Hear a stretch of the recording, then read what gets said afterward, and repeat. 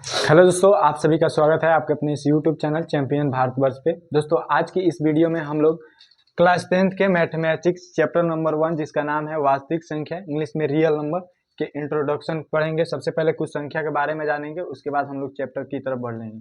सबसे पहले हमारा है प्राकृत संख्या। तो सबसे पहले प्राकृत संख्या होती क्या है?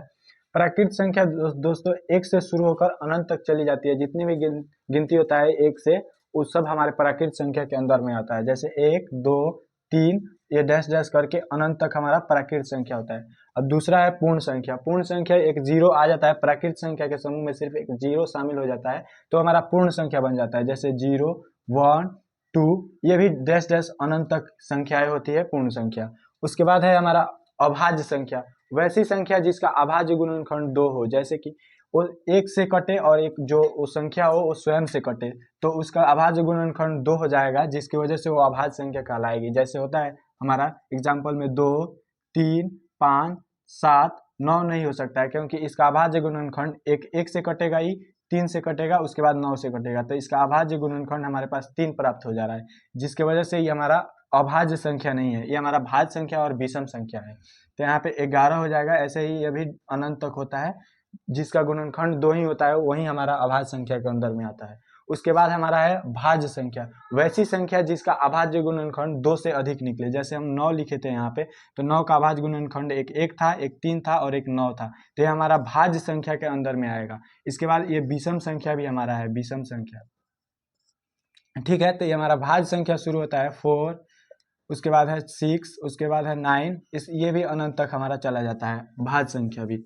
उसके बाद है हमारा सह अभाज्य संख्या। इसका मतलब वैसा अभाज्य संख्या जिसका अभाज्य गुणन, वैसा अभाज्य संख्या जिसका अगर हम लोग HCF निकालते हैं तो उसका HCF हमेशा 1 प्राप्त होता है, वो हमारा सह अभाज्य संख्या कहलाती है। जैसे एग्जाम्पल की बात करें तो यहाँ पे 5 और यहाँ पे अगर एग्जाम्पल की बात करते हैं तो ये हमारा 5 और 19 ले लेते हैं।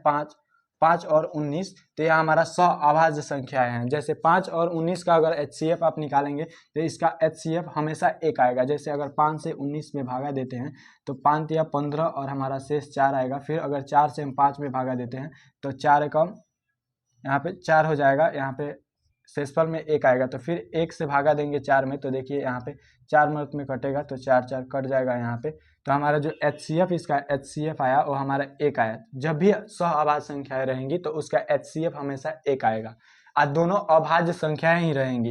यहाँ पे 5 भी अभाज्य संख्या और 19 भी अभाज्य संख्या है। तो ये हमारा सह अभाज्य संख्या का एग्जाम्पल हो गया। उसके बाद हमारा आता है पूर्णांक संख्या। वैसी संख्या धनात्मक और ऋणात्मक तथा जीरो को लेकर जितनी भी संख्याएं हमारी होती है पूर्ण संख्या होनी चाहिए। पूर्ण संख्या जब तक नहीं हो जाएगी, यानी कि पूरा अंक रहना चाहिए, 1 2 3 ऐसे माइनस हो या प्लस हो, दोनों को लेकर चलते हैं पूर्णांक संख्या में। 1.1 नहीं होना चाहिए, 1.1 पूर्ण संख्या नहीं, पूर्णांक संख्या नहीं है, ठीक है। वैसे ही यहाँ अनंत से शुरू होता है माइनस में, -4 -3 ऐसे करके यहाँ पे 0 1 2 3, ये भी हमारा अनंत तक होता है पूर्णांक संख्या। उसके बाद है हमारा परिमेय संख्या। परिमेय संख्या वैसी संख्या होती है जिसे हम लोग P/Q के रूप में लिख सकते हैं, यानी कि बट्टा के रूप में लिख सकते हैं।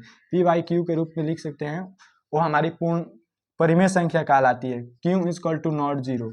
Q = नॉट जीरो क्यों होता है? क्योंकि अगर हम लोग यहाँ पे Q के जगह पर मान लीजिए P के जगह पर हम लोग 5 ले लिए और Q के जगह पर अगर 0 ले लेते हैं तो 5 भागा 0 करेंगे तो इसका अभी तक अनिर्धार्य मान आता है, इसका कोई फिक्स वैल्यू यहाँ पे नहीं आता है, जिसकी वजह से हम लोग Q = हमेशा 0 लिखते हैं कि नहीं लेंगे, ठीक है।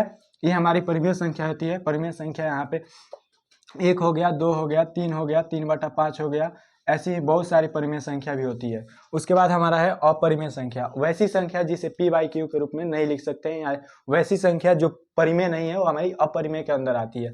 जैसे कि हमारा √3 √5 ये हमारी अपरिमेय संख्या है। उसी के बाद बात करते हैं वास्तविक संख्या है, जो कि हमारा चैप्टर का नाम है वास्तविक संख्या। तो वास्तविक संख्या वैसी संख्या होती है जो परिमेय और अपरिमेय दोनों संख्याएं को हम लोग वास्तविक संख्या कहते हैं। इसमें ये जितनी भी संख्याएं हम लोगों ने पढ़ा है वो हमारी सभी संख्याएं वास्तविक संख्या के अंदर आती है। वास्तविक संख्या के अंदर ये सभी हमारी संख्याएं आती है। प्राकृत संख्या की बात करें, पूर्ण संख्या की बात करें, अभाज्य संख्या की बात करें, भाज्य संख्या की बात करें, सहअभाज्य की बात करें, पूर्णांक की बात करें, ये सभी हमारी संख्याएं वास्तविक संख्या के अंदर में समाहित हो जाती है। अब हम लोग समझने वाले हैं यूक्लिड विभाजन परिमेयिका। उससे पहले हम लोग समझेंगे एल्गोरिथम और परिमेयिका होती क्या है, उसके बाद हम लोग चलेंगे यूक्लिड विभाजन परिमेयिका की तरफ। सबसे पहले एल्गोरिथम। एल्गोरिथम का मतलब होता है सुपरिभाषित चरणों की एक श्रृंखला होती है जो किसी विशेष प्रकार की समस्या को हल करने की एक प्रक्रिया या विधि प्रदान करती है। इसके कहने का मतलब है कि एल्गोरिथम एक चरण बाई चरण कहने का मतलब है लाइन बाय लाइन एक फंक्शन होता है जो किसी समस्या को हल करने में हमारी मदद करता है।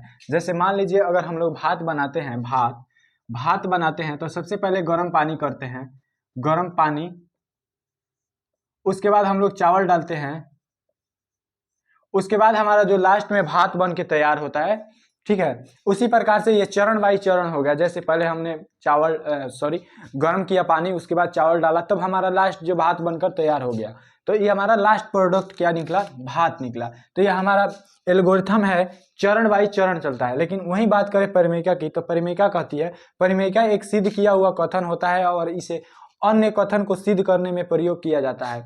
परिमेयिका का मतलब होता है कि एक सिद्ध किया हुआ पहले से ही कथन होता है, उससे आप आगे कोई भी चीज सिद्ध कर सकते हैं। जैसे यहाँ पे अगर बात करें तो ये लास्ट में भात ही बनेगा, ये लास्ट में भात ही बनेगा, ये सिद्ध किया हुआ, मान लीजिए कि सिद्ध हो गया है कि ये भात ही बनेगा लास्ट में।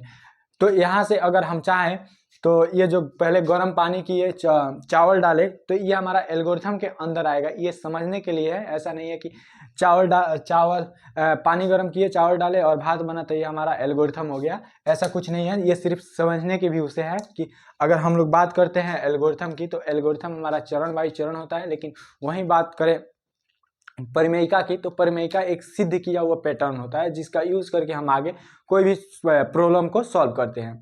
अब बात करते हैं यहाँ पे यूक्लिड विभाजन परिमेयिका की। यूक्लिड विभाजन परिमेयिका जो हमारा चैप्टर में दिया है, इससे बहुत सारा क्वेश्चन भी बनने वाला है। तो यूक्लिड विभाजन परिमेयिका में जो हमको याद रखने वाला है सिर्फ इतना ही चीज है, लेकिन अगर इसको समझते हैं तो हम आगे बहुत ही है मतलब हम अगर आपको बतलाएंगे बहुत सारी मैथ को तो आपको समझ में आएगा और फील भी होगा, इसीलिए ये हम बतला रहे हैं। नहीं तो आपको कहते कि आप ये फॉर्मूला रट ले जाइए और आपका मैथ पूरा आ जाएगा। यदि आप HCF निकालना जानते हैं जो भाग विधि से होता है, तो आप इसको आराम से बना सकते हैं बिना कुछ प्रॉब्लम का फेस किए। तो यहाँ पे देखिए, दो धनात्मक पूर्णांक a और b के लिए दिए रहने पर ऐसी अद्वितीय पूर्ण संख्या q और r विद्यमान है कि a बराबर बी क्यू प्लस आर 0 से बड़ा या बराबर है r और हमेशा छोटा है b से। देखिए हम पढ़े, अभी तक आपको कुछ समझ में नहीं आया होगा। अब हम आपको बतलाते हैं। सबसे पहले a और b कहने का मतलब एक पूर्णांक संख्या दिया रहेगा। मान लीजिए कोई संख्या दिया है, जैसे 20 और 25, ये दो पूर्णांक संख्या आपको दिया है। तो ये मान लीजिए हमारा b हो गया, a मान लीजिए a हो गया। इसको a माने, इसको b माने, काहे माने, इसका भी रीजन है। जो a हम लोग इसमें मानते हैं वो सबसे बड़ी संख्या होती है और जो b होता है वो छोटी संख्या होता है। दो संख्या जब दी रहती है तभी यूक्लिड विभाजन एल्गोरिथम का प्रयोग होता है, नहीं तो नहीं होता है। तो यहाँ पे देखिए हमारा एक है 20, एक है 25, तो हम 25 को a माने हैं और 20 को b माने हैं। तो यहाँ पे a बराबर हमारा हो जाएगा, यहाँ पे a 25 हो जाएगा और बराबर में यहाँ पे b हो जाएगा हमारा 20। ये 20 25 उसके बाद हमारा q प्लस r रहेगा। तो यहाँ पे q के जगह पर क्या रहेगा, r के जगह पर क्या रहेगा, हम लोग इसे समझते हैं। जैसे कि यहाँ पे होता था भाज्य बराबर भाजक गुने भागफल प्लस शेष होता था, उसी प्रकार से ये भी है। अगर भाग देते हैं, यहाँ पे देखिए, यहाँ पे आपको दिखाते हैं, 20 में 25 से भाग देते हैं, 25 में, तो 20 एकम 20, शेष में 5 आया। फिर इस 5 से इस 20 में भागा देते हैं, 5 चौका 20, तो हम कहते हैं लोग HCF हमारा आ गया 5। ऐसे हम लोग टेढ़ी भागा बनाते थे, इसे हम लोग टेढ़ी भागा कहते हैं, जो कि भाग विधि द्वारा HCF निकाला जाता है। उसी प्रकार से इसमें भी HCF निकाला जाता है। तो इसमें स्टेप बाय स्टेप होता है। जैसे यहाँ पे देखिए, पहला स्टेप है हमारा 20। तो यहाँ पे देखिए, ये हमारा अगर बात करें इसमें, एक मिनट दूसरा कलर ले ले, इसका बात करें तो ये हमारा B है, ये हमारा A है, ये हमारा R है, ये हमारा R है, ये हमारा Q है। तो यहाँ पे अगर सजाए एल्गोरिथम के यूक्लिड विभाजन परिमेयिका के तरह, तो यहाँ पे देखिए a का मतलब 25 बराबर b के जगह पर हमारा कितना है, b के जगह पर 20 है, तो 20 फिर गुना वहां पे 1 है, क्यू के जगह पर 1 है, तो 1 प्लस आर के जगह पर हमारा शेषफल 5 है। ये हमारा पहला चरण हो गया। जब तक आर बराबर 0 नहीं आएगा, यानी कहने का मतलब यहाँ पे जब तक 0 नहीं आएगा तब तक ये श्रृंखला चलती ही रहेगी। जैसे कि देखिए यहाँ पे लास्ट में 0 आ गया है आर के जगह पर, तो इसके बाद हमारा जो अगला स्टेप होता चरण होगा यहाँ पे ऐसे हो गया। उसके बाद देखिए ये 20 जो ए है वो हमारा जो 20 ए है वो हमारा बाद में चलकर जो हमारा 20 यहाँ पे बी है ये हमारा बाद में चलकर ए बन जाएगा। जैसे यहाँ पे देखिए यहाँ पे जो शेषफल आया ये हमारा बाद में बी बन गया और ये जो पहले बी था वो हमारा ए बन गया। यहाँ पे देखिए ए रहता है, उसके बाद ये शेष क्यू रहता है क्यू, तो ये हमारा क्यू 4 हो गया। अब देखिए इसको सजाते हैं, तो सबसे पहले हमारा ए के जगह पर हमारा कितना है 20 है, तो यहाँ पे देखिए बी ही ए बन गया। उसके बाद इक्वल टू, उसके बाद देखिए यहाँ पे बी के जगह पर हमारा दूसरा बी, यहाँ पे दूसरा चरण है इसीलिए यहाँ पे गुना रहेगा यार, बराबर यहाँ पे बी के जगह पर हमारा देखिए कितना है 5 है, तो यहाँ पे 5 लिखेंगे, उसके बाद गुना का चिन्ह देंगे। और उसके बाद क्यू के जगह पर हमारा देखिए ये बी और क्यू और ये ए सब बदलते रहता है। पहला चरण में आपको बी ए और बी दिया रहेगा, उसके बाद आर निकालना रहेगा, क्यू निकालना रहेगा, ठीक है। तो यहाँ पे देखिए अगर बात करते हैं तो यहाँ पे हो गया हमारा बी हो गया, उसके बाद यहाँ पे क्यू आएगा, क्यू के जगह पर हमारा कितना है 4 है, तो यहाँ पे 4 लिखेंगे, फिर प्लस देंगे और प्लस यहाँ पे शेषफल के जगह पर कितना है 0 है। तो ये हमारा HCF की बात करें तो HCF जो होता है वो हमारा बी ही होता है। यहाँ पे देखिए ये हमारा बी है और लास्ट में लिखेंगे अतः HCF बराबर 5। यही हमारा आंसर हो जाएगा। यूक्लिड विभाजन हमारा जो है भाज्य बराबर भाजक गुणे भागफल प्लस शेष पर ही आधारित होता है। सिर्फ इसमें ए बी और क्यू आर हो जाता है। यहाँ पे देखिए अगर बात करें इसका, ये भी बहुत समझने वाला है, इसको मिटाते हैं, ये आपको समझ में आ गया होगा, ठीक है। अब देखिए इतना पे ध्यान दीजिए आप, इतना कहने का मतलब देखिए जब भी आर आएगा, अगर मान लीजिए आपका क्यू अगर जब भी आर आएगा तो या तो 0 आ सकता है, शेषफल में 0 आ सकता है, 1 आ सकता है, 2 आ सकता है, 3 आ सकता है, 4 आ सकता है, अनंत संख्याएं आ सकती है। लेकिन 0 1 2 3 4 ये अनंत संख्याएं आ सकती है। वो आप पे मतलब आप निर्धारित करेंगे कि आप कौन सी संख्या ले रहे हैं, उससे कितनी संख्या शेष आएगी। जैसे मान लीजिए अगर 20 ले रहे हैं, 20 से भागा दे रहे हैं 25 में, तो यहाँ पे देखिए 20 से कम 20, तो यहाँ पे देखिए शेषफल के जगह पर हमारा 5 आ रहा है, तो आर के जगह पर हमारा 5, यहाँ पे 5 आएगा, कहीं पे 5 आएगा। उसी तरह से आप 20 लिए, कुछ बड़ी संख्या ले लेंगे तो यहाँ पे इन्फिनाइट तक जा रही है, तो उसी में से कोई शेषफल आएगा। एक मान लीजिए आप 20 ले रहे हैं तो 19 तक तो शेषफल आ सकता है, 20 कभी शेषफल नहीं आएगा, क्योंकि 20 से 20 कट जाएगा तो उस पर 0 शेषफल आएगा, तो 0 भी यहाँ पे है। तो आर के जगह पर यानी कि पूर्ण संख्या होता है। और यहाँ पे देखिए लिखा भी हुआ है पूर्ण संख्याएं क्यू और आर जब भी रहेगी वो हमारी पूर्ण संख्याएं रहेगी। अब बात करते हैं इस अद्वितीय शब्द का। अद्वितीय शब्द का मतलब हुआ, यहाँ पे इसे मिटाते हैं, अद्वितीय, यहाँ पे अद्वितीय शब्द का मतलब हुआ, जैसे कि हमने यहाँ पे लिखा था, पहले यहाँ पे 25 लिखा था, उसके बाद 20 लिखा था, यहाँ पे बी के जगह पर 20 है और क्यू के जगह पर 1 और प्लस शेषफल के जगह पर हमारा 5 आया था। तो आप इस देखिए ये श्रृंखला एक चरण वाई चरण चलती है, जैसे कि इस प्रकार से ये लिखा हुआ है। तो आप अद्वितीय कहने का मतलब है यहाँ पे अद्वितीय, इसको आप 25 बराबर 1 गुने 20 प्लस 5 नहीं लिख सकते। ये भी हमारा 25 आएगा, लेकिन ऐसे नहीं लिख सकते हैं। अद्वितीय मतलब एक ही प्रकार से आप लिख सकते हैं। इसके कहने का मतलब यही है कि इसका जो इसे आप लिख सकते हैं एक ही प्रकार से लिख सकते हैं, ऐसा नहीं कि हम कुछ चेंज करके लिख दें। यहाँ पे 20 प्लस 1, अगर 20 में 1 से गुना करेंगे तो 20 होगा और 5 जोड़ेंगे तो ये हमारा 25 आएगा। लेकिन यहाँ पे देखिए भी 20 से कम 20 प्लस 5 25 यहाँ पे आ जा रहा है, लेकिन ये जो श्रृंखला है ये गलत हो जाएगी। तो यहाँ तक हम लोग समझे। अब आगे हम लोग समझने वाले हैं प्रश्न। सबसे पहले उदाहरण के प्रश्न को समझेंगे। उदाहरण के प्रश्न 1 2 3 4 तक दिया है, उसके बाद हम लोग प्रश्नावली को समझेंगे। अब हम लोग देखने वाले हैं उदाहरण नंबर 1 को। उदाहरण नंबर 1 हमारा है यहाँ पे कह रहा है 4052 और 12576 का HCF यूक्लिड विभाजन का प्रयोग करके ज्ञात कीजिए। तो यूक्लिड विभाजन का प्रयोग करके हम लोग को क्या करना है, इसका HCF निकालना है। HCF निकालने के लिए हमारा यूक्लिड विभाजन कहता है, यहाँ पे लिखेंगे हल, इसके बाद लिखेंगे यूक्लिड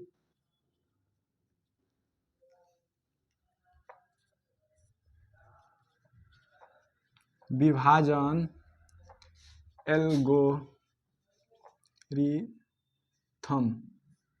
एल्गोरिथम से हमारा होता है ए बराबर बी क्यू प्लस आर, 0 से बड़ा या बराबर होता है आर, और बी हमेशा बड़ा होता है आर से। इतना हमारा हमेशा होता है यहाँ पे यूक्लिड विभाजन एल्गोरिथम, इतना होता है, ठीक है। उसके बाद कह रहा है यहाँ पे अगर ए की बात करें तो ए हमारा हो जाएगा सबसे बड़ा ये वाला है, सबसे बड़ा ये है, उसके बाद ये है, तो 12,576 और बी हमारा हो जाएगा 4052, इतना हो जाएगा। अब हमको HCF किसके मदद से निकालना है, यूक्लिड विभाजन पर। तो हम लोग कैसे निकालेंगे, सबसे पहले यहाँ पे देखिए 12,576 को अंदर रखेंगे और इसमें भाग दे देंगे हम लोग कितना से, 4052 से, 4052 से। तो ये कितना मर्त में कटेगा, अगर 3 से काटते हैं हम लोग, 4 3 12, 3 मर्त में काटते हैं तो कटता है। यहाँ पे देखिए 4052 में 3 से गुना करते हैं तो 3 दूना 6, 5 तिहाई 15, 5 तिहाई 15 हो गया, और 4 तिहाई 12, 12,156। तो यहाँ हमारा कटेगा 3 मर्त में, कितना आएगा 12,156, ठीक है।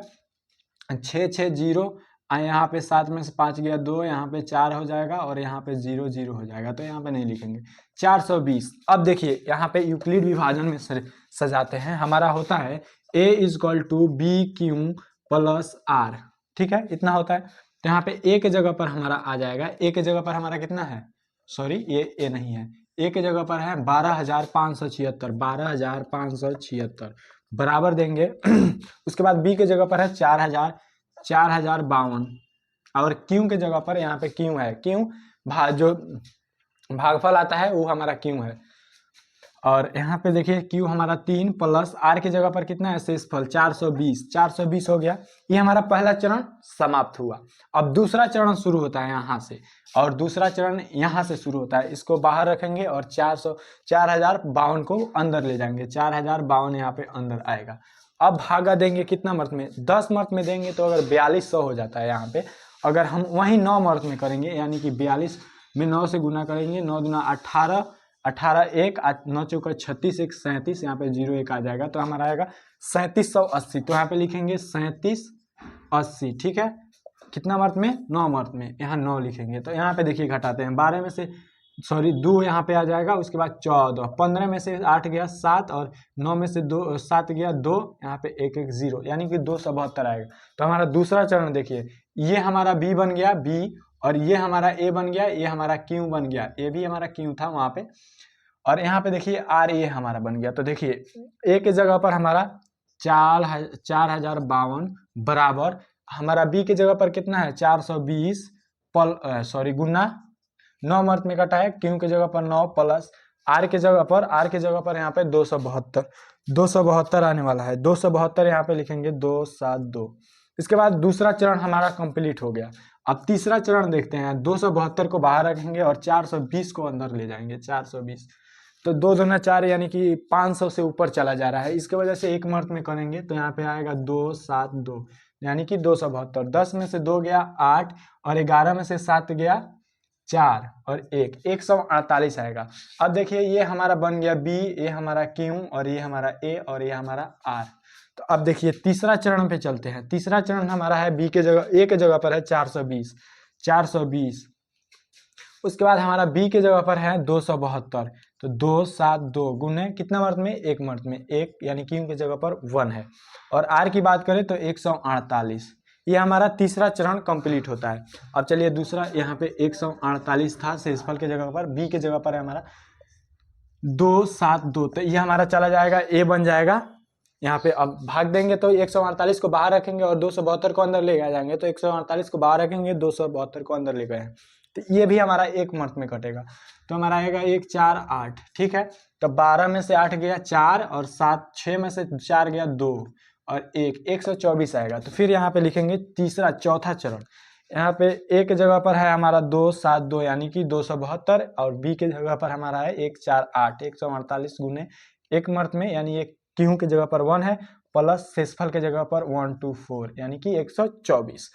अब चलिए यहाँ पे 124 को बाहर रखेंगे और 148 को अंदर ले जाएंगे तो 124 एक के मर्त में कटेगा तो 124 हो जाएगा। तो इसको घटाएंगे तो 4 आएगा और उसके बाद हमारा यहाँ पे 4 में से 2 आएगा यानी कि 24।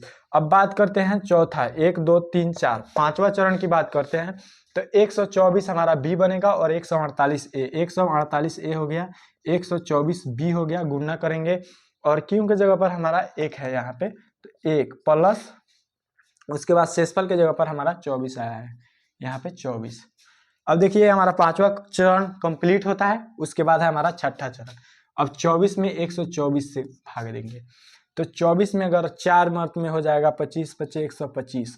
अगर 5 मर्त में देते हैं 24 में 5 मर्त में देते हैं 5 चौका 20 अब 5 दूना 10 दोबारा 120 होता है तो 5 मर्त में अगर देते हैं तो 120 हो जाएगा कट जाएगा ये हमारा 4 आएगा। तो यहाँ पे शेषफल की जगह पर 4 आ रहा है तो सबसे पहले ए के जगह पर 124 ए के जगह पर 124 बराबर बी के जगह पर सिर्फ 24 गुने कितना मर्त में 5 मर्त में तो क्यू के जगह पर 5 और प्लस शेषफल के जगह पर हमारा 4 आया है।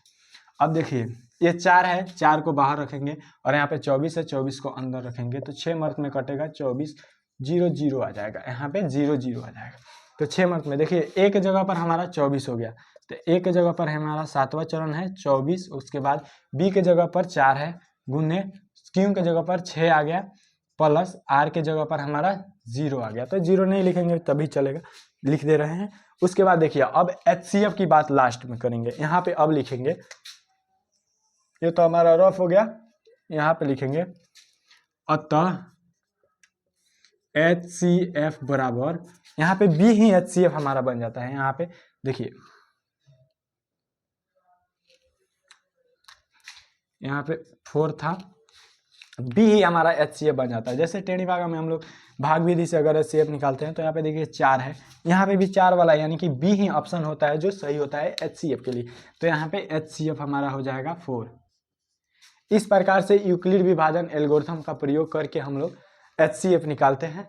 अब चलिए बढ़ते हैं दूसरा नंबर उदाहरण की तरफ। अब हम लोग देखने वाले हैं उदाहरण नंबर 4 को। उदाहरण नंबर 4 को ही क्यों देख रहे हैं 3 और 2 कहाँ गया 2 और 3 कहाँ गया उसके बारे में हम लोग आगे जानेंगे क्योंकि 2 और 3 एक दूसरे प्रकार का है जो कि अभी तक हम लोगों ने नहीं पढ़ा है। ये भी हमारा है तो लेकिन अभी तक हमको डायरेक्ट दे रहा था कि HCF निकालिए यूक्लिड विभाजन प्रमेय का प्रयोग करके, लेकिन इतना लंबा चौड़ा दे दिया है। अब आपको इसमें से आपको पता करना है कि इसमें क्या करना है। देखिए जब भी ऐसा आपको क्वेश्चन दे दे तो यहाँ पे देखिएगा, अगर हम एक बार पहले पढ़ लेते हैं उसके बाद आपको भी समझ में आएगा। सबसे पहले कह रहा है एक मिठाई विक्रेता के पास 420 काजू का बर्फिया और 130 बादाम की बर्फिया है। वह इनकी ऐसी ढेरिया बनाना चाहती है कि प्रत्येक ढेरी में बर्फियों की संख्या समान रहे तथा ढेरिया बर्फ की परत में न्यूनतम स्थान घेरे। इस काम के लिए प्रत्येक ढेरी में कितनी बर्फियां रखी जा सकती है। कहने का मतलब है यहाँ पे देखिए एक मतलब मान लीजिए कोई दुकानदार है जो मिठाई बेचता है, उसके पास सबसे पहले काजू की बर्फियां और बादाम की बर्फियां है, ठीक है। तो इस प्रकार से सजाना चाहता है कि जगह अगर मान लीजिए परात है तो ये जगह बहुत कम घेरे, और जो मान लीजिए सजा रहा है 1 2 3 करके, तो यहाँ पे 1 2 3 4 ऐसे करके ये जैसे ये लाइन जा रहा है तो 2 ही लाइन जाए, या इधर जाए तो 4 ही लाइन जाए और कम स्थान घेरे। यहाँ पे इधर जाए तो 3 ही लाइन जाए, इधर जाए तो 2 ही लाइन जाए, लेकिन और स्थान कम घेरे। जैसे मान लीजिए इधर गया तो ये 2 के ही 1 और 2 ऐसे करके ही रखे, और चाहे ऊपर जाए तो 1 और 3 करके ऐसे सजा कर रखे और कम से कम जगह घेरे। तो यहाँ पे देखिए परात में न्यूनतम स्थान घेरे। जब भी ऐसे बात हो कि न्यूनतम स्थान घेरे तो उसके जगह पर हम लोग HCF निकालते हैं। HCF निकालेंगे और किसका निकालेंगे, तो यहाँ पे 420 और 130 दिया है तो एक के जगह पर हम लोग लिखेंगे यहाँ पे हल ए के जगह ए को मान लेंगे हम लोग, माना ए बराबर मान लेंगे यहाँ पे ए कितना है 420 और बी हो जाएगा तथा बी हो जाएगा हमारा कितना 130। अब इसको HCF निकालेंगे। देखिए यहाँ पे हम लोगों ने यूक्लिड विभाजन एल्गोरिथम पढ़ा है, उसके मदद से निकाल सकते हैं, या HCF आप निकाल सकते हैं गुणनखंड विधि के मदद से, या त्रिणी भाग की मदद से, यहाँ पे भाग विधि की मदद से, जो कि हम लोगों ने पीछे देखा, इधर भाग विधि था और इधर यूक्लिड विभाजन प्रमेय था, और एक गुणनखंड विधि से भी आता है। तो सबसे पहले अभी तक हम लोगों ने पढ़ा है यूक्लिड विभाजन, तो हम लोग यूक्लिड विभाजन के प्रयोग से जानेंगे, उसके बाद हम लोग यहाँ पे गुणनखंड विधि से भी जानेंगे। तो सबसे पहले यूक्लिड विभाजन हल में लिखेंगे, यहाँ पे हल लिख दिए हैं, उसके बाद लिखेंगे यूक्लिड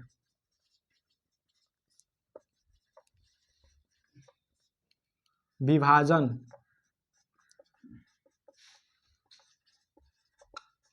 एल्गोरिथम से। यहाँ हमारा होता है A बराबर BQ प्लस R, 0 बड़ा या बराबर होता है R से, R हमेशा छोटा होता है B से, इतना तो हमारा हमेशा होता है। A के जगह पर हमारा है यहाँ पे, A के जगह पर 420 है और B के जगह पर 130 है। अब देखिए यहाँ पे 130 में 420 से भागा देते हैं, तो एक मर्त में, दो मर्त में हो जाएगा 13 दूना 26, 13 तिया 39, यहाँ पे 3 तक जा सकते हैं, 13 तिया 39, 390। अब देखिए यहाँ पे 0 0 9 3 यानी कि 30 आ गया। अब देखिए पहला हमारा चरण हो गया यहाँ पे 130, यहाँ पे क्यू के जगह पर हमारा 3 है, तो यहाँ पे गुणने करेंगे 3 प्लस R के जगह पर हमारा 30 है। अब देखिए दूसरा चरण में चलते हैं। दूसरा चरण में इससे 30 से भागा देंगे 130 में, 130 में, तो 3 चौका 12, 120 हो जाएगा, तो ये हमारा 0 1 और ये हमारा 0 कट जाएगा।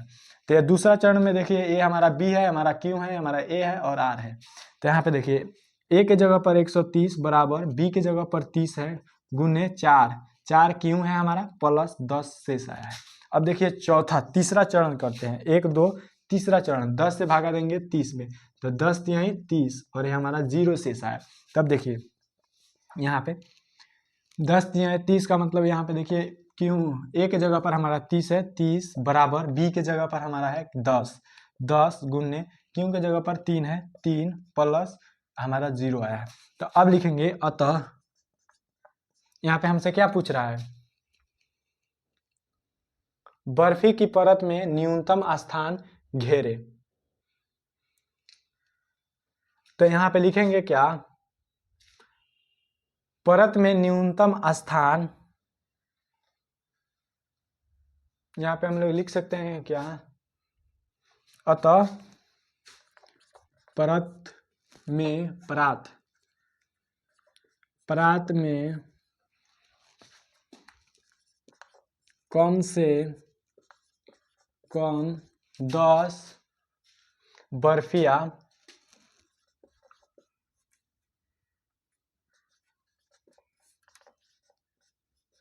रखी जा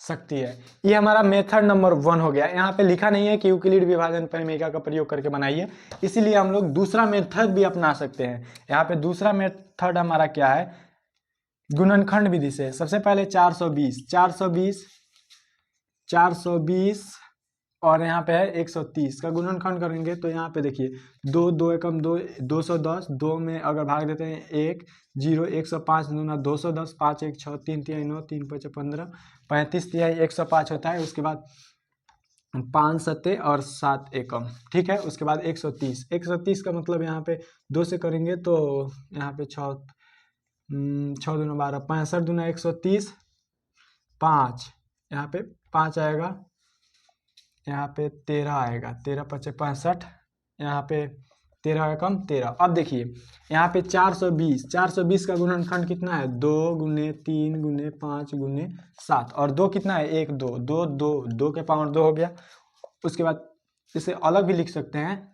उसके बाद हमारा देखिए 130 है, 130 का मतलब हो गया 2 गुने 5 गुने 13, और HCF जो आता है इसमें, HCF गुणनखंड विधि में, तो हम लोग वो न्यूनतम घात लेते हैं जो दोनों में हो। तो दोनों में अगर 2 की बात करें, दूसरा कलर ले लें, इस देखें तो दोनों में 2 है, तो 2 का न्यूनतम घात लेंगे, 2 का न्यूनतम घात यहाँ पे 1 है, तो यहाँ पे 2 लिखेंगे। उसके बाद हमारा एक 5 मिल रहा है, 5 में दोनों का घात सेम है, तो यहाँ पे एक 5 लिख लेंगे, 5, और दोनों का गुणा करेंगे तो 10 आएगा। देखिए दोनों थर्ड HCF 10 ही आ रहा है। इसलिए आप इस विधि से, ये हमारा मेथड, ये हमारा मान लीजिए फर्स्ट विधि और ये हमारा सेकंड विधि हो गया। अब हम लोग देखने वाले हैं उदाहरण नंबर 2 को। अभी तक ऐसा कोई भी उदाहरण नहीं है जो भी अभी तक हम लोग पढ़े हैं, या कोई भी यूक्लिड विभाजन को लेकर अभी तक ऐसा कोई भी क्वेश्चन नहीं आया था। तो सबसे पहले एक क्वेश्चन को पढ़ते हैं कि कह रहा है कि दर्शाइए कि प्रत्येक धनात्मक पूर्णांक 2q के रूप का होता है तथा प्रत्येक धनात्मक विषम पूर्णांक 2q + 1 के रूप का होता है। तो सबसे पहले हम लोग जानते हैं यहाँ पे यूक्लिड विभाजन प्रमेयिका से कि दिए गए दो धनात्मक पूर्णांक a और b के लिए ऐसी अद्वितीय पूर्ण संख्या q और r विद्यमान है कि, विद्यमान है इतना हम लोग लिखेंगे। ये हमारा जो ऐसा जब भी क्वेश्चन आएगा, जब भी आपसे पूछ दे सम पूर्णांक या विषम पूर्णांक ऐसे क्वेश्चन कर दे, तो आप यहाँ पे डायरेक्ट इतना आपको हर एक क्वेश्चन का आंसर में आपको हल में लिखना होगा। उसके बाद देखिए यहाँ से समझते हैं, यहाँ पे उसके बाद यहाँ पे लिखेंगे माना। हम लोग क्या मानेंगे? माना b को हम लोग मानेंगे। b को क्यों मानेंगे? क्योंकि हमारे पास जो है यहाँ पे हमारा जब भी आता है a बराबर bq + r होता है। r होता है, अगर r की जगह पर अगर हम 0 लिख ले तो हमारा b क्यों हो जाता है, b क्यों हो जाता है। अगर वहीं हमारे पास b2 क्यों दिया है, इसका मतलब हमारे पास b के स्थान पर 2 पहले से दे दिया है, तो हम लोग इसी को मान लेते हैं। यहाँ पे सॉरी, यहाँ पे थोड़ा क्वेश्चन लग रहा है यहाँ पे क्वेश्चन में 2 होना चाहिए। हाँ, यहाँ पे क्वेश्चन में 2 होना चाहिए, कहाँ गया, यहाँ पे 2 है, ठीक है। तो हम लोग b को मानेंगे 2। उसके बाद देखिए, अगर हम लोग b को 2 मानते हैं तो यहाँ पे देखिए, तो हमारा a बराबर b के जगह पर 2q + r, r के जगह r 0 और 0 से बड़ा या बराबर हो सकता है r, और b जब भी हमेशा रहेगा r से बड़ा ही रहेगा। b के जगह पर हम लोग कितना 2 लिखेंगे। तो हमारा जो यहाँ पे इसको मान लेंगे समीकरण नंबर 1 मान लेंगे, और r जब 2 से छोटा है, r जब भी है 2 से छोटा है, तो यहाँ या तो 0 आएगा r के स्थान पर, या तो 0 आएगा या 1 आएगा। जब भी आएगा, मान लीजिए जब तक यहाँ पे b है 2, तब तक हमारा या तो शेष 0 आ सकता है या 1 आ सकता है। कभी शेष 2 नहीं आएगा, क्योंकि 2 से कट जाएगा वो, तो हमारा 0 ही आने वाला है। तो या तो 0 आएगा या 1 आएगा। तो सबसे पहले हम लोग चेक करते हैं, यदि r बराबर 0 हो तो, जब भी r बराबर 0 हो तो सबसे पहले यहाँ पे r 0 पर चेक करेंगे, तो हमारा होता है 2q + r, 2q + r, तो हमारा a बराबर हो जाएगा 2q + r के जगह पर हम कितना लिखेंगे, समीकरण 1 से 0 लिखेंगे। तो यहाँ पे लिखेंगे समीकरण 1 से हमने मान रखा है, 1 में मान रखा है, तो यहाँ पे a बराबर 2q हो जाएगा। तो यहाँ पे लिखेंगे चूंकि 2q 2 से भाज्य है, अतः 2q एक धनात्मक सम पूर्णांक है। क्यों है सम पूर्णांक? क्यों?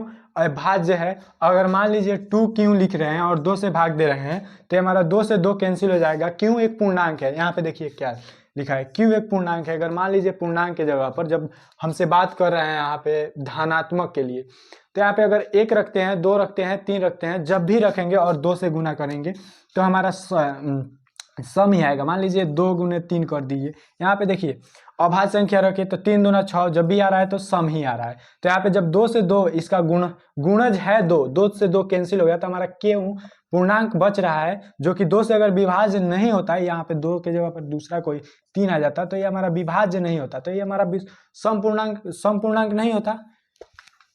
इसीलिए हम लिखे हैं चूंकि 2q 2 से भाज्य है, अतः जब 2 से भाज्य है तो 2q एक धनात्मक सम पूर्णांक होगा। अब ये हमारा पहला हो गया। अब जब दिया, अब लिखेंगे r = यहाँ पे लिखेंगे यदि, ये तो हमने चेक किया 0 पे, अब चेक करने वाले हैं 1 पे। यदि r = 1 हो तो a बराबर हो जाएगा 2q + r के जगह पर हमारा कितना आने वाला है, r के जगह पर यहाँ पे 1 लिए हैं तो 1 आएगा। तो यहाँ पे लिख सकते हैं a बराबर 2q + r, समीकरण नंबर 1 से लिए हैं, समीकरण 1 से समीकरण 1 में ही हम मान रखे हैं, यहाँ पे 2q पहले से r की जगह पर a का मान रख दिए हैं। तो देखिए यहाँ पे लिखेंगे चूंकि 2q प्लस 1 2 से भाज्य नहीं है। 2 से भाज्य क्यों नहीं है? क्योंकि इसमें कोई भी अगर 2 कॉमन नहीं, यहाँ पे 2 से हम भाग देंगे यानी कि 2q प्लस 1 में, तो यह भाग नहीं लगेगा, 2 से भाग नहीं लगेगा। अगर मान लीजिए 2q प्लस 1 है, ठीक है, तो अगर q के जगह पर हम लोग 3 ले रहे हैं, 3 ले रहे हैं तो 4, तो यहाँ पे 2 गुने 3 प्लस 1 आएगा, 3 दूना 6 प्लस 1 यानी कि 7। ये जब भी आ रहा है विषम, यहाँ पे मान लीजिए कहिएगा कि यहाँ पे अभाज्य संख्या लिए हैं, यहाँ पे भाज्य संख्या ले लेते हैं 4, तो यहाँ पे 4 आएगा, तो 4 दूनी 8 हो जाएगा और 1 9। जब भी आएगा तो यह हमारा विषम संख्या ही प्राप्त होने वाला है। इसीलिए लिखे हैं चूंकि 2q प्लस 1 2 से भाज्य नहीं है, अतः 2q प्लस 1 धनात्मक विषम पूर्णांक है। यही हमको सिद्ध करना था कि यहाँ पे देखिए दर्शाइए कि प्रत्येक धनात्मक सम पूर्णांक q 2q के रूप का होता है तथा प्रत्येक धनात्मक विषम पूर्णांक 2q प्लस 1 के रूप का होता है, जहाँ q कोई पूर्णांक है। तो हम लोगों ने इसको सिद्ध किया। उसके बाद इसी पैटर्न पे आने वाला है उदाहरण नंबर 3 है, तो इसका स्क्रीनशॉट आप चाहे तो ले सकते हैं। उसके बाद हम लोग उदाहरण नंबर 3 की तरफ बढ़ने वाले हैं। अब हम लोग देखने वाले हैं उदाहरण नंबर 3 को। उदाहरण नंबर 3 जैसे कि हम लोगों ने 2 बनाया है, उसी प्रकार से उदाहरण नंबर 3 है, उसमें सम और विषम पूछा था, इसमें सिर्फ विषम पूछा है। यहाँ पे देखिए लिखा है दर्शाइए कि धनात्मक विषम पूर्णांक 4q प्लस 1 या 4q प्लस 3 के रूप का होता है, जहाँ q एक पूर्णांक है। इसमें भी दिया है कि q एक पूर्णांक है। तो सबसे पहले हमने आपको बताया था, जब भी इस प्रकार का क्वेश्चन आए और आपसे पूछे सम विषम धनात्मक पूर्णांक, तो आप डायरेक्ट लिखिएगा यूक्लिड विभाजन प्रमेयिका से, यहाँ पे से थोड़ा से, ठीक है, यूक्लिड विभाजन प्रमेयिका से। और यूक्लिड विभाजन प्रमेयिका हमको कहती है कि दिए गए दो धनात्मक पूर्णांक q a और b के लिए ऐसी अद्वितीय पूर्ण संख्या q और r विद्यमान है कि a बराबर b q प्लस r 0 से बड़ा और बराबर है r और r हमेशा b से छोटा है। तो यहाँ पे देखिए हमने जैसे माना था वहां पे b बराबर 2 माना था, तो यहाँ पे हम लोग b बराबर मानेंगे। सबसे पहले माना b बराबर मानेंगे। यहाँ पे देखिए b के जगह पर यहाँ पे 4 है। अगर हम लोग लिखते हैं a बराबर b q प्लस r, तो यहाँ पे देखिए a को रहने देंगे, a का नहीं दिया है।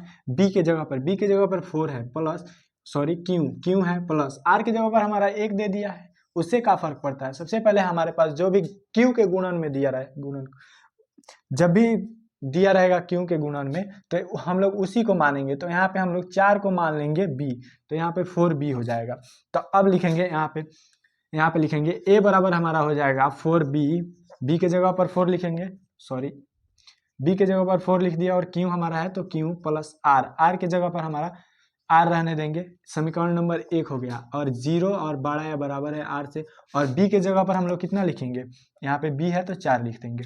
अब शेषफल की बात करें तो शेष देखिए, जब 4 से आप किसी संख्या में भाग दे रहे हैं तो लास्ट आ सकता है या तो 0 शेष आ सकता है, या 1 आ सकता है, 2 आ सकता है, 3 आ सकता है। सिर्फ यही 4 अंक है जो कि शेषफल में आ सकता है। पूरा कटेगा तो 0 आएगा, नहीं तो 1 शेषफल आएगा, 2 शेषफल आएगा, 3 शेषफल आएगा। देखिए एक बराबर, अगर 4 शेषफल आता तो यहाँ पे बराबर का चेंज होता, लेकिन यहाँ पे बराबर नहीं दिया है। इसके कहने का मतलब है कि 4 शेषफल कभी आएगा नहीं। 4 शेषफल क्यों नहीं आएगा? जब 4 से 4 कट जाएगा तो हमारा 0 शेषफल आएगा, इसलिए 1 2 3 और 0 ही शेषफल आएगा। अब चलिए जैसे हम लोग पीछे चेक किए थे 0 पर, उसी प्रकार से यहाँ पे लिखेंगे यदि r इक्वल टू 0 हो तो यहाँ पे r इक्वल टू 0 अगर मानते हैं तो a बराबर 4q प्लस r के जगह पर 0 लिखेंगे तो 0 हो जाएगा, तो a बराबर 4q हो जाएगा। यहाँ पे लिखेंगे समीकरण 1 से, क्योंकि ये समीकरण 1 में ही हम मान रखे हैं r का, ठीक है। तो यहाँ पे 4q, तो यहाँ पे लिखेंगे चूंकि 4q 2 से भाज्य है, अतः 4q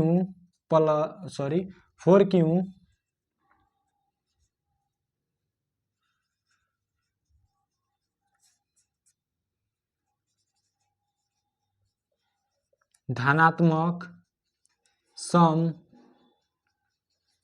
पूर्णांक है। ये तो हमने चेक किया 0 पे। अब बात करते हैं 1 पे। तो यदि इसे सबसे पहले मिटाते हैं, यहाँ पे जगह हो जाएगा थोड़ा। यहाँ पे देखिए, यदि r इक्वल टू 1 लेते हैं तो देखिएगा, तो a बराबर b के जगह पर हमारा 4 है, तो 4q प्लस r के जगह पर 1 हो जाएगा। ये किस समीकरण में रखे हैं? समीकरण 1 से। समीकरण 1 में मान ही रखे हैं, तो यहाँ पे 4q प्लस 1। यहाँ पे हमने लिखा है, यहाँ पे 4q 2 से भाज्य है। 2 से भाज्य होने का मतलब है 4q को अगर 2 से भागा देंगे तो 2 मर्त में, तो 2q हमारा आ जाएगा, जो कि 2 से भाग दिया जा रहा है, इसीलिए ये सम विषम पूर्णांक है। नहीं तो ये सम पूर्णांक है, नहीं तो ये विषम पूर्णांक होता। तो यहाँ पे देखिए, यहाँ पे लिखेंगे चूंकि 4q प्लस 1 2 से भाज्य नहीं है।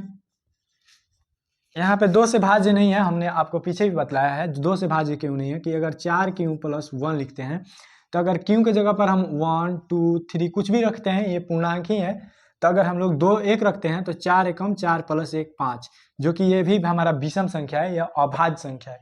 विषम संख्या भी है, अभाज्य संख्या है, तो हमको विषम संख्या से मतलब है। तो यहाँ पे देखिए विषम संख्या है। अगर वही बात करें, यहाँ पे 2 रख दे रहे हैं 2 को, तो 4 गुणे 2 प्लस 1 यानी 4 दूना 8 है 1 9 आएगा। ये भी हमारा विषम संख्या ही आने वाला है, इसीलिए यहाँ पे 2 से भाग नहीं जाएगा। तो लिखेंगे यहाँ पे 4q प्लस, यहाँ पे q प्लस 1 2 से भाज्य नहीं है, अतः 4q प्लस 1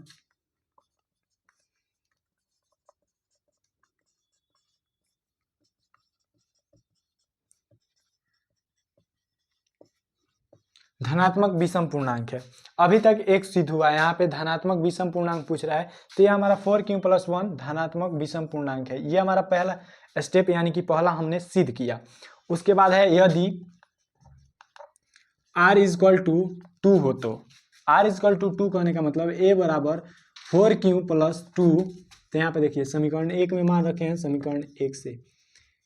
ये भी जानना जरूरी है, जिससे एग्जामिनर समझेगा कि हाँ बच्चा कहीं पे मिस नहीं किया है। तो यहाँ पे a बराबर, यहाँ पे देखिए 2 कॉमन ले रहे हैं 2, तो 2q प्लस 1 आ जाएगा। 2 कॉमन ले लेंगे तो 2q प्लस 1 आ जा रहा है, तो 2q प्लस 1। तो यहाँ पे देखिए 2q प्लस 1, इसमें अगर 2 से भाग देते हैं तो 2 से ये कट जाएगा। 2q प्लस 1 ये जब भी आएगा तो एक पूर्णांक आएगा। अगर मान लीजिए q के जगह पर 1 रखते हैं तो 2 गुने 1 प्लस 1, क्या 3 पूर्णांक नहीं है? कोई पूर्णांक है, इसीलिए जब 2 से भाग दे दिए हैं तो कोई पूर्णांक आया है, तो इसीलिए ये सम विषम पूर्णांक है, क्योंकि इसमें 2 से भाग चला जा रहा है। तो यहाँ पे लिखेंगे, इसको नहीं लिखेंगे, ठीक है। यहाँ पे लिखेंगे चूंकि 4q प्लस 2 2 से भाज्य है, अतः 4q प्लस 2